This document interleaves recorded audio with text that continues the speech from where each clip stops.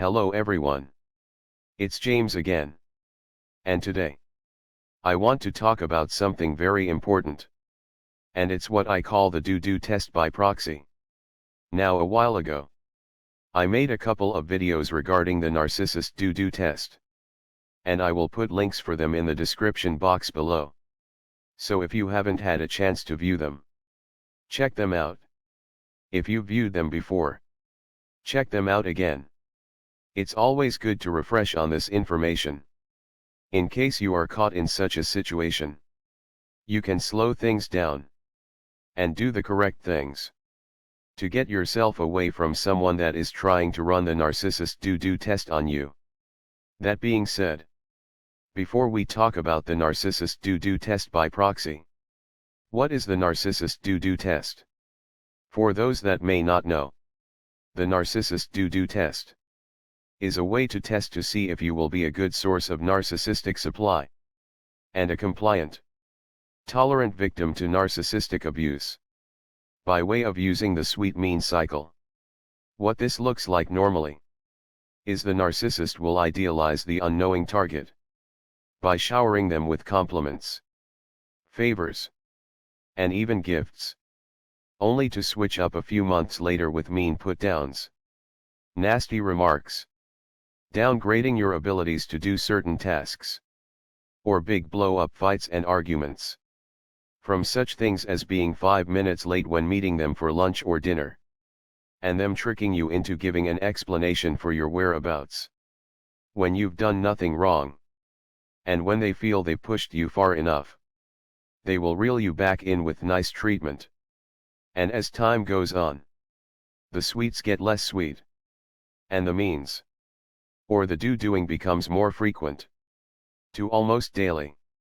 Again, these evil demons want to see if you're going to be tolerant to their doo-doo tests, and if you will stick around, and if you will still deal with them after the hell they put you through. Hell put on you for you doing absolutely nothing wrong. So how does the Doo Doo test by proxy fit into all of this? Well, first off, the narcissist can do both at the same time. They might do the sweet mean cycle, doo-dooing on you during the mean part of this cycle, and they can do the Doo Doo test by proxy at the same time, or within days or weeks of each other. Or they might do the Doo Doo by proxy first, just to see how you will respond, before they do it to you themselves. Now what the Narcissist Doo Doo test by proxy looks like is this. Let's say you are dating this new someone in your life. They are the perfect person. Or so it seems. It's just you and this person for several months hanging out. And then maybe 5 or 6 months after dating they want to bring you to lunch with a few of their friends. Or maybe a dinner. Something informal. Nothing big. And doing something like this as far as how and when you start meeting the friends can be normal. It's usually not a good idea to bring a new person around your friends or family right away, because you don't know them from a can of paint at this point. So 5 or 6 months into the relationship, you meet your new dating partner for lunch, along with one of their friends. The lunch seems to go fine. And then a couple of days later, when you see this person you're dating, they mention to you how their friend relayed to them how rude you were for showing up 5 minutes late. Now let me stop here for a moment. Let's say on the day of the lunch, you texted your dating partner, letting them know, hey, I'm going to be 5 minutes late because of traffic. Or when you show up, you let your dating partner know and their friend know that you're sorry for being 5 minutes late. There was traffic or whatever the problem was. Now your dating partner is telling you how this friend thought you were rude for being 5 minutes late. Now first off, their friend might not have even said this. It might be a made-up lie being told to you by the narcissist. But let's assume for a moment what's being told to you in this instance is true.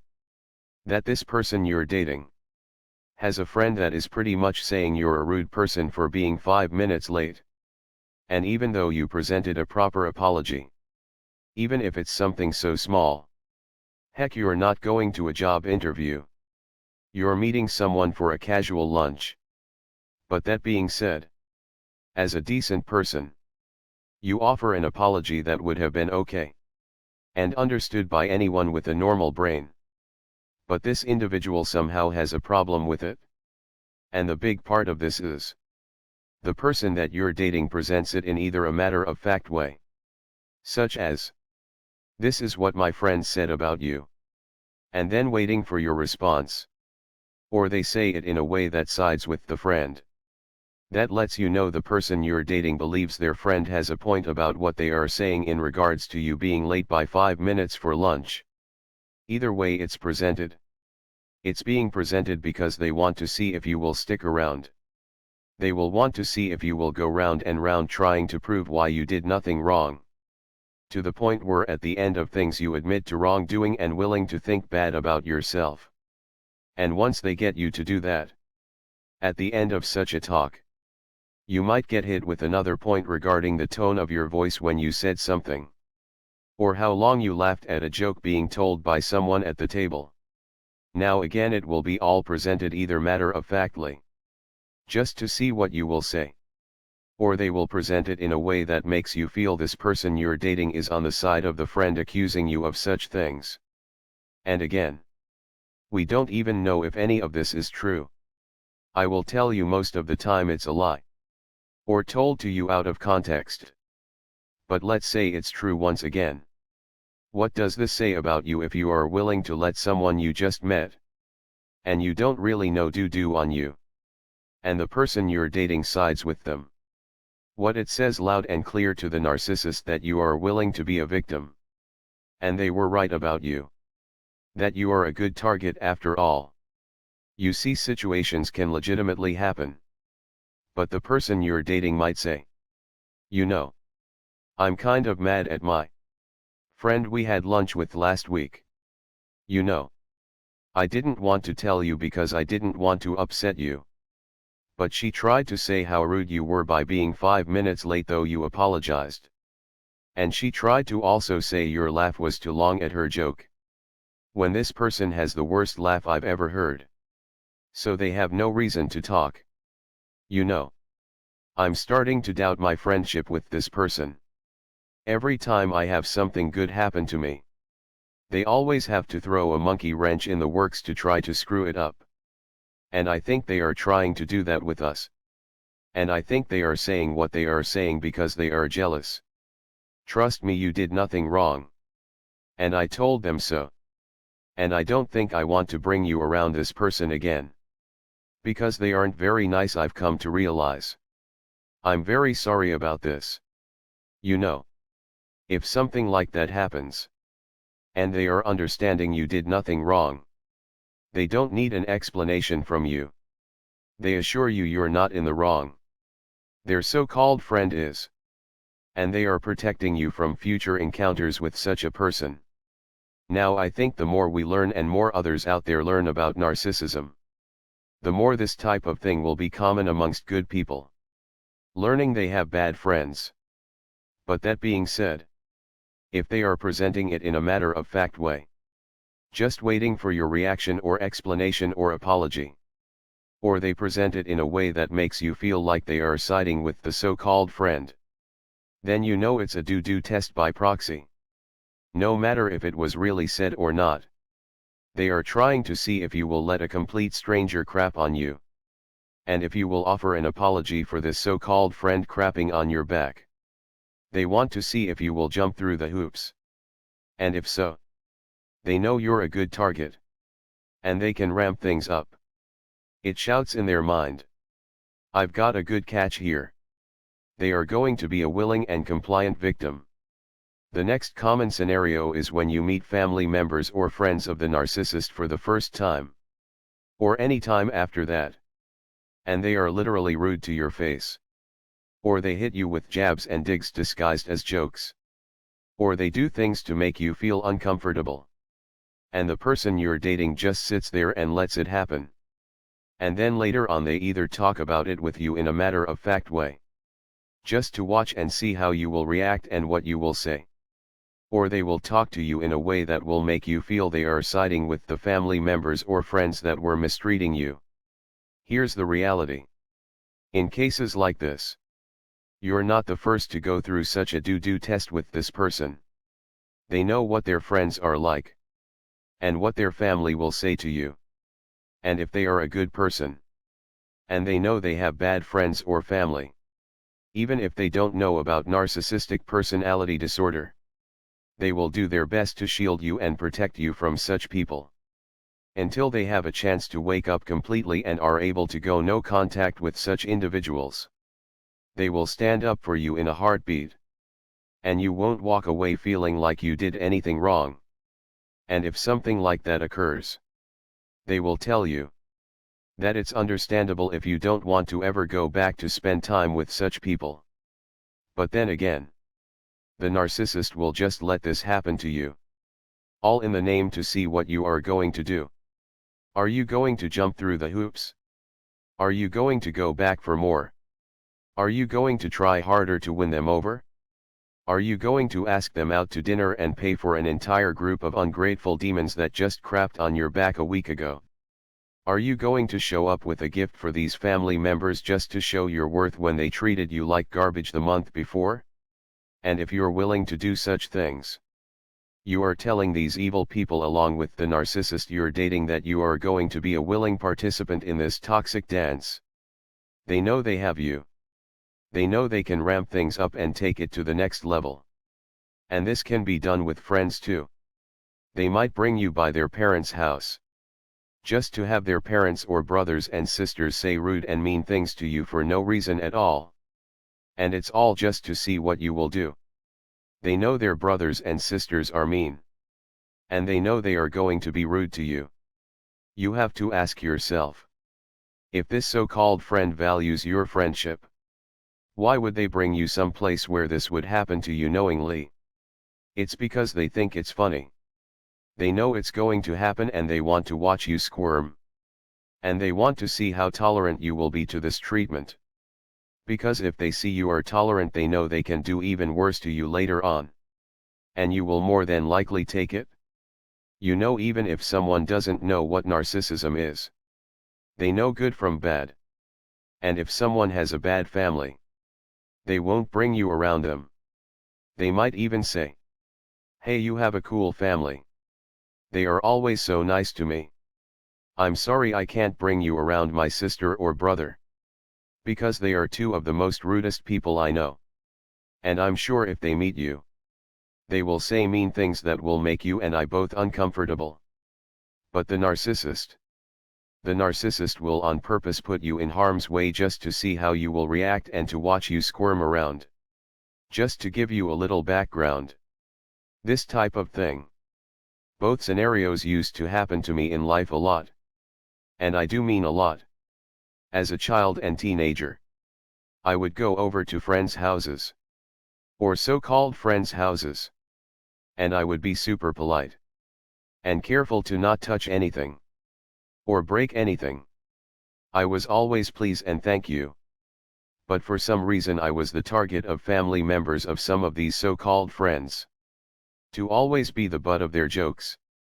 And to be treated in a way that if it happened today, there would be no way I would ever go back to such a house. But because of the way I grew up with my family, and my father, who I now believe was a good man, ran off by my mother, who shortly thereafter died of a heart attack. Go figure, right? I had no one normal to bounce things off of. I know in my heart, if my father was living back then, and he said, "Hey, what did you do today?" And I told him, "I went over to so-and-so's house. And this is what happened." I know exactly what my father would say. "James, I don't want you to go over there ever again. Don't ever go any place where you're not wanted. And any place where someone treats you bad." And if I had my father telling me that over and over, I wouldn't have repeated it so many times. It almost got to be normal. I would go over to a friend's house, or so-called friend's house, and there would be someone there mistreating me verbally. and I would try to either have a little comeback. But most of the time, the situations were just too awkward for such a thing. And a comeback would have made me look even worse. So I would just smile. And take it. I would just take it. Then once I grew up to be an adult, when I would go over to meet with Susie's family, I would have to endure all kinds of mistreatment. Or uncomfortable statements. Or Susie coming to me telling me one of her friends said this or that about me. And I would take the bait each and every time. Explaining myself.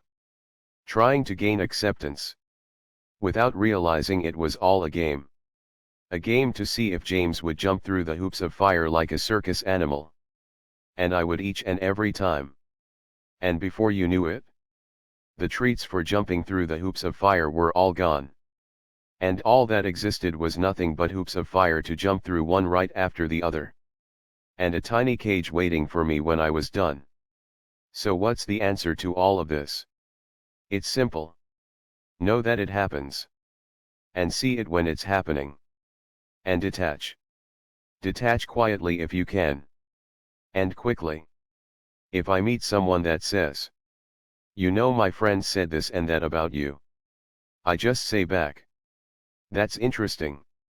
And sit in silence. Watch the pause and dead silence happen. Because the narcissist said all of this to begin with to get you to react. That's the goal. And now there's dead silence with no reaction from you. And if they say something on the topic again, be a master of changing subjects just like the narcissist is.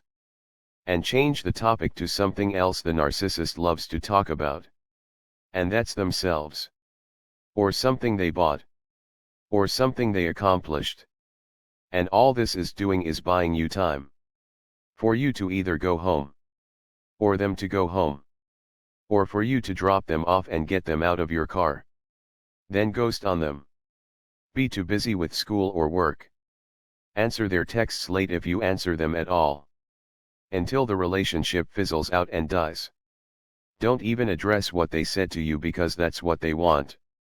And if you are put in a situation where their friends or family are running the doo-doo test on you in life and living color, with mean comments, or jabs or uncomfortable statements, make an excuse to leave. Such as a family emergency. Your work needs you to go into the office. You're studying for a test. Anything. And once you leave these people, make sure you never go back. And the person that brought you to such a place, ghost on them. Be too busy. Make excuses.